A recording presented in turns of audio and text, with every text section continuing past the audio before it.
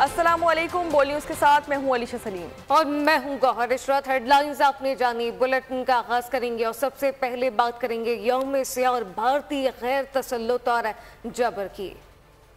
आपको बताएं कि 27 अक्टूबर 1947 वो सियाह दिन था जहां भारत ने कश्मीर में अपनी फौजें उतारी और जन्नत नज़ीर वादी को जहन्नुम बनाने का आगाज कर दिया। कश्मीरी आज दुनिया भर में इस दिन को यौम सियाह के तौर पर मना रहे हैं। भारतीय जुल्म और जबर और इंसानी हुकूक की खिलाफ वर्जियों के बावजूद कश्मीरी अवाम पर आज़म है कि वो आज़ादी की मंजिल हासिल करके रहेंगे। आज का दिन रियासत जम्मू कश्मीर के अवाम के लिए एक सियाह तरीन दिन है। इस दिन भारत ने तकसीम बर-ए-सग़ीर के असूलों की खिलाफ वर्जी करते हुए जम्मू कश्मीर के एक हिस्से पर जाबिराना और ग़ासिबाना कब्जा कर लिया। वज़ीर आज़म आज़ाद कश्मीर चौधरी अनवारुल हक यौम सियाह के मौके पर वीडियो पैगाम कहा कि आज तक इस कब्जे के खिलाफ मकबूजा जम्मू कश्मीर के अवाम जद्दोजहद कर रहे हैं, जबकि मकबूजा कश्मीर के मुसलमानों की जान, माल, इज्जत और इस्मत महफूज नहीं। आबादी के हैयत को बदलने के लिए भारत के लोगों को लाकर आबाद किया जा रहा है। अक्टूबर रियासत जम्मू कश्मीर के अवाम के लिए एक स्याह तरीन दिन है। इस दिन 1947 में हिंदुस्तान ने तकसीम बर-ए-सग़ीर के असूलों की खिलाफ वर्जी करते हुए जम्मू कश्मीर के एक हिस्सा पर जाबराना और ग़ासिबाना कब्ज़ा का आगाज़ किया और आज तक इस कब्ज़ा के खिलाफ मकबूजा जम्मू कश्मीर के अवाम अपनी जदोजहद जारी रखे हुए हैं। मकबूजा कश्मीर के मुसलमानों की जान, माल, इज्जत और असमत महफूज नहीं रही। मकबूजा कश्मीर में आबादी की हैयत को बदलने के लिए हिंदुस्तान से लोगों को लाकर आबाद किया जा रहा है। सरकारी मुलाजमतों में हिंदुस्तान के लोगों को तरजीह दी जा रही है। तमाम हुर्रियत की आदत को पाबंद सलासिल रखा गया है। भारत ने 27 अक्टूबर 1947 को श्रीनगर में फौज उतारकर ग़ासिबाना कब्जे की बुनियाद डाली। कुल जमाती हुर्रियत कॉन्फ्रेंस के कन्वीनर गुलाम मोहम्मद सफ़ी का यौम सियाह कश्मीर के मौके पर बयान, कहा कि मकबूजा कश्मीर की गयूर अवाम ने भारत के हर मंसूबे को खाकसर कर दिया। हुर्रियत रहनुमा अब्दुल हमीद लून ने कहा कि 77 साल से कश्मीरी अवाम बुनियादी हक के हुसूल के लिए लाखों कुर्बानियां दे चुके हैं। 5 अगस्त को भारत ने जम्मू कश्मीर की आईनी हैसियत को ख़त्म किया। मसला कश्मीर का मुस्तकिल हल अक़वाम मुत्तहिदा की करारदादों में मुज़मर है। जनरल सेक्रेटरी परवेज शाह बोले कि भारत ने मकबूजा जम्मू कश्मीर पर अपना गैर कानूनी तसल्लुत कायम किया। अक़वाम मुत्तहिदा मसला कश्मीर को हल कराने में अपना किरदार अदा करे। मशाल मलिक कहती हैं कश्मीरी अवाम ने कुर्बानियाँ दी हैं, काबिज़ भारत आए रोज़ नए गैर कानूनी इक़दाम उठा रहा है।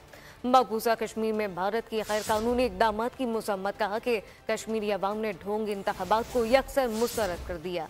इस मुतालिक आपको बताएं कि मशाल मलिक कहती हैं कश्मीरी अवाम ने कुर्बानियाँ दी हैं, काबिज़ भारत आए रोज़ नए गैर कानूनी इक़दाम उठाने पर इस वक्त गामसन है। मकबूजा कश्मीर में भारत की गैर कानूनी इक़दाम की मज़म्मत, कहा कि कश्मीरी अवाम ने ढोंग इंतख़ाबात को यकसर मुस्तरद कर दिया।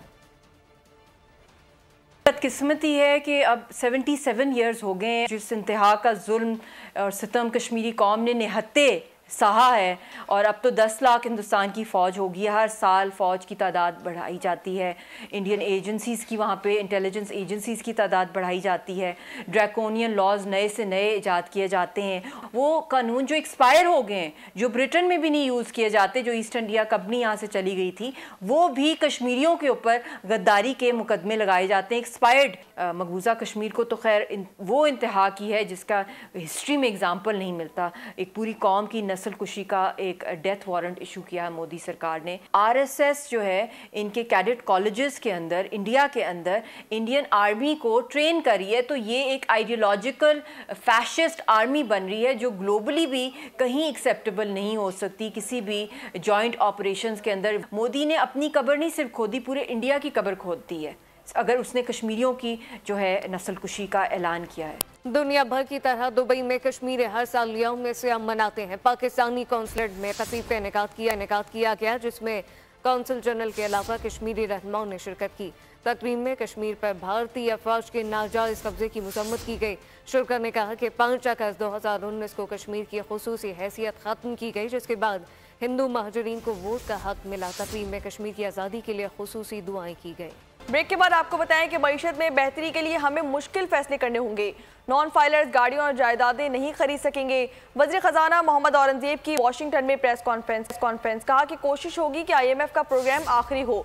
टैक्स 2 GDP को 9% से 13% तक लाएंगे। अमेरिका में IMF और वर्ल्ड बैंक के नुमाइंदों से मुलाकात हुई। सऊदी वज़ीर खजाना समेत दीगर से मुलाकातें मुस्बत रहीं, जबकि मुलाकातों में सब ने पाकिस्तान में महंगाई में कमी को सराहा। पाकिस्तान तरक्की के राह पर गामजन हो चुका है। उनका कहना था कि तमाम रेटिंग एजेंसियां कह रही हैं पाकिस्तान दुरुस्त की जानिब गामजन है। PIA और इस्लामाबाद एयरपोर्ट सबसे पहले निजी शोबे के हवाले कर रहे हैं। पेशावर से खबर है, हयाताबाद इंडस्ट्रियल एरिया की फैक्ट्री में आग लग गई। टिशू फैक्ट्री में लगने वाली आग पर 20 घंटे बाद काबू पाया ना जा सका। तफसीलात क्या हैं आसिफ शहजाद से जानते हैं। आसिफ बताइएगा कि मौके पर अब क्या सूरत हाल देख रहे हैं? जी बिल्कुल, 20 घंटे से ज्यादा हो गए हैं। यहाँ पर इंडस्ट्रियल स्टेट में जो डायपर के कारखाने में आग लगी थी उस पर ताहाल काबू नहीं पाया जा सका। 20 घंटे से फायर फाइटर जो हैं वो फाइटिंग के अमल में लगे हुए हैं। रेस्क्यू 112 के तर्जुमान के मुताबिक आग पर 70% तक काबू पा लिया गया है। इस वक्त 5 अजला की 15 से ज्यादा गाड़ियां और 20 से ज्यादा एहलकार जो हैं वो फाइटिंग के अमल में हिस्सा ले रहे हैं। बताया जा रहा है कि आग को जो है महदूद रखा गया है और 70% तक अभी काबू पा लिया गया। 30% आग पर अभी जो है फाइटिंग का अमल जारी है और तर्जुमान का कहना है इसमें मजीद भी कुछ वक्त लग सकता है, क्योंकि वहाँ पर जो मौजूद केमिकल है वो बार बार वहाँ पर आग लग जाती है, तो वहाँ पर फाइटिंग के अमल में मुश्किलात पेश आ रही हैं। तो जब तक ये केमिकल मुकम्मल खत्म नहीं होता तो ये आग पर काबू नहीं पाया जा सकता। तो आसिफ ये भी बताइएगा कि अगर मजमूई तौर पर देखें तो किस हद तक अभी काबू पा लिया गया है, किस नौयत की अभी आग देख रहे हैं? जी देखें, अभी जो आग की नौयत है वो कुछ हद तक कम हुई है, क्योंकि ये 3 मंजिला इमारत थी और इमारत के जो 2 हिस्से हैं वो गिर चुके हैं। तो बताया जा रहा है कि जो आग है उस पर 70% तक काबू पा लिया गया है। उसकी बड़ी वजह ये भी बताई जा रही है कि जो बिल्डिंग के 2 हिस्से हैं ऊपर वाले वो मुनहदम होकर गिर गए थे, तो इसके बाद आग जो है वो थोड़ी सी कम हुई है। लेकिन जो बिल्डिंग के मलबा है उसके नीचे केमिकल मौजूद है, तो वहीं से आग जो है वो फिर दोबारा भड़क उठती है। तो इस हवाले से फाइटिंग जो है वो जारी है, क्योंकि जो बिल्डिंग है उसका जो रकबा है इंतहाई बड़ा है और ये गुंजान आबाद इलाका है। आसपास तमाम फैक्ट्रियां और दीगर इमारतें हैं, उनको भी महफूज रखा गया है और आग जो है इसको 70% तक काबू पा लिया गया है। तो फाइटिंग का अमल अभी भी जारी है, क्योंकि आसिफ शहजाद बहुत शुक्रिया। नून लीग के कायद नवाज शरीफ मुख्तसर दौरे पर लंदन पहुंच गए। मियां नवाज शरीफ के इवेंट फील्ड पहुंचने पर नून लीग की कारकुनान की जानिब से इस्तकबाल किया गया। नवाज शरीफ की हिमायत और मुखालफत में मुजाहरा करने वालों को काबू में रखने के लिए पुलिस एहलकार सड़क के दरमियान खड़े रहे। नून लीग के कायद नवाज शरीफ मीडिया से बात किए बगैर अपनी रहायशगाह चले गए। इसराइल का ईरान पर हमला। ईरान के हमले का भरपूर तरीके से जवाब देने का ऐलान कर दिया गया। ईरान के नायब सदर की हमास और हिजबुल्लाह के रहनुमाओं से तेहरान में मुलाकातें हुई। नायब सदर ईरान का कहना है कि ईरान पर हमलों का भरपूर तरीके से जवाब दिया जाएगा। इसराइल को जवाब मुनासिब वक्त और हालात पे दिया जाएगा। ईरानी वज़ीर ख़ारजा का कहना था कि इसराइली जारियत का मुनासिब जवाब देने का पूरा हक रखते हैं। इसराइली हमले अक़वाम मुत्तहिदा की चार्टर आलमी क़वानीन की खिलाफ वर्जी हैं। उन्होंने मजीद कहा कि दुनिया को आलमी अमन और सलामती के लिए मुश्तरका दुश्मन के खिलाफ मुत्तहिद होना चाहिए। बात करेंगे कुछ खेल के मैदान से, तो आपको बताएं कि पाकिस्तान ने इंग्लैंड को तीसरे और फैसला कुन टेस्ट मैच में शिकस्त देकर सीरीज 2-1 से अपने नाम कर ली। 5 रोज़ा मैच का अख्तिताम तीसरे दिन ही हो गया। साजिद खान और नौमान अली ने इंग्लिश बैटिंग लाइन की सिफों में तबाही मचा दी। 134 रन की इनिंग पर सऊद शकील मैच के बेहतरीन खिलाड़ी करार पाए। साजिद खान ने प्लेयर ऑफ द सीरीज का अवार्ड अपने नाम कर लिया। खुशी के मौके पर भी रमीज राजा शान मसूद पर तंज करने से बाज ना आए। मैच के बाद गुफ्तगू में कहा कि पाकिस्तान को अब फास्ट बॉलिंग कंडीशन में खेलना है। क्या ये वाकई जीत है? इब्तिदाई 6 नाकामियों पर भी तंज कर दिया। कहा कि ये कैसे कर लिया। Men's T20 emerging Asia cup का फाइनल आज खेला जाएगा। टाइटल के लिए अफगानिस्तान ने और श्रीलंका एक ही टीम में टकराएंगी, जबकि मैच पाकिस्तानी वक्त के मुताबिक शाम 6:30 पर शुरू होगा। इवेंट के सेमीफाइनल्स में अफगानिस्तान ने भारत को खाक चटाई थी, जबकि सेमीफाइनल में पाकिस्तान शाहीन श्रीलंका से हार गए थे। पाकिस्तान बन गए। ऐवान सदर में सदर मुमलिकत आसिफ अली जरदारी ने चीफ जस्टिस से हल्फ लिया। तकरीब में वज़ीर आज़म शहबाज शरीफ, तीनों मुसल्लह अफवाज के सरबराहान ने शिरकत की। वफाकी वज़रा, गवर्नर पंजाब, गवर्नर खैबर पख्तूनख्वा, पंजाब, बलूचिस्तान और खैबर पख्तूनख्वा के वज़रा आला ने भी शिरकत की। और तकरीब हलबरदारी में साबिक चीफ जस्टिस इफ्तिखार चौधरी, तस्दीक हुसैन जिलानी, उमर अता बंदयाल ने भी शिरकत की। Do solemnly swear that I will bear true faith and allegiance to Pakistan,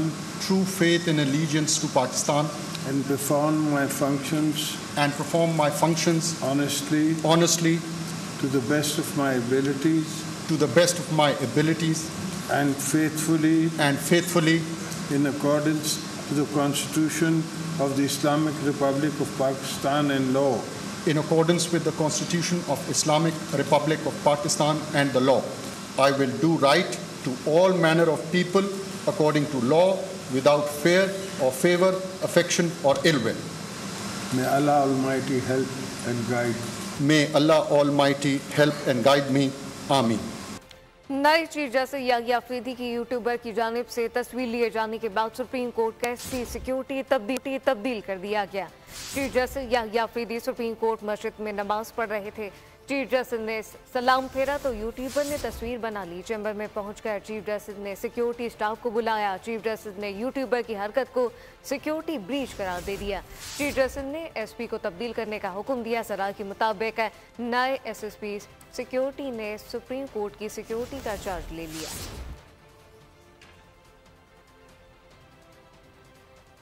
chief justice Yahya Afridi ने हल्फ उठाते ही बड़े हुक्म जारी कर दिया।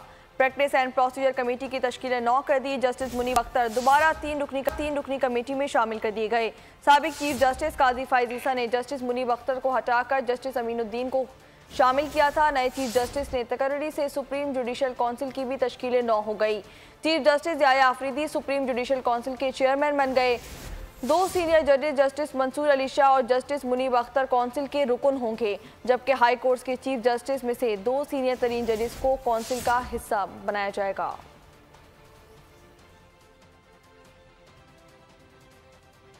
और अब ये जानिए, मौलाना फजलुर रहमान ने मौजूदा असेंबली को फिर नाजायज करार दे दिया है। दोबारा इलेक्शन का मुतालबा कर दिया। खुशाब में साफियों से गुफ्तगू में कहा कि 26वीं आईनी तरमीम हुकूमती मुसवदे से जो चीज़ें निकाली गई वो दोबारा लाने की कोशिश की गई तो कबूल नहीं करेंगे।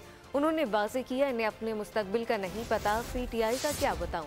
आगे बढ़े अब आपको बताएं कि शुमाली वजीरिस्तान के इलाके ईदक पुलिस चेक पोस्ट पर खुदकश हमले में 4 पुलिस एहलकार समेत 8 अफराद शहीद हो गए। मुतादिद जख्मी भी हुए। पुलिस का कहना है कि खुदकश हमलावर ने बारूद से भरा रक्षा चेक पोस्ट से टकराकर धमाके से उड़ा दिया। सदर मुमलिकत आसिफ अली जरदारी, वज़ीर आज़म शहबाज शरीफ और वफाकी वज़ीर दाखिला ने अफसोसनाक वाक़े पर मज़म्मत की है। शोहदा को खराज अक़ीदत भी पेश किया गया। लकी मरवत ने शहीद कैडेट आरिफुल्ला को बाही इलाके में मुकम्मल फौजी एजाज के साथ सुपुर्द खाक कर दिया गया। शहीद कैडेट आरिफुल्ला ने मस्जिद पर फितनौल खारिज के हमले को जुर्रत और दिलेरी से नाकाम बनाया। नमाज जनाजा और तदफीन में पाक फौज के सीनियर अफसरान, जवानों, शोहदा के लवाकिन और अमायदीन और इलाके की बड़ी तादाद ने शिरकत की। ISPR का कहना है मुसल्लह अफवाज मादरे वतन से दहशत गर्दी की लानत को ख़त्म करने के लिए पुरअज़्म है। बात करेंगे कुछ मौसम के हवाले से, तो आपको बताएं कि शहर कायद में गर्मी का जोर बरकरार। मौसम में बेहतरी के लिए करना पड़ेगा मजीद इंतजार। महकमा मौसमियात की गर्मी की शिद्दत नवंबर के पहले हफ्ते तक बरकरार रहने की पेशगोई कर दी गई। दर्जा हरारत 38 से 39 डिग्री सेंटीग्रेड रहने का इम्कान जाहिर किया गया है। शहर में आज दर्जा हरारत 39.7 डिग्री सेंटीग्रेड रिकॉर्ड किया गया।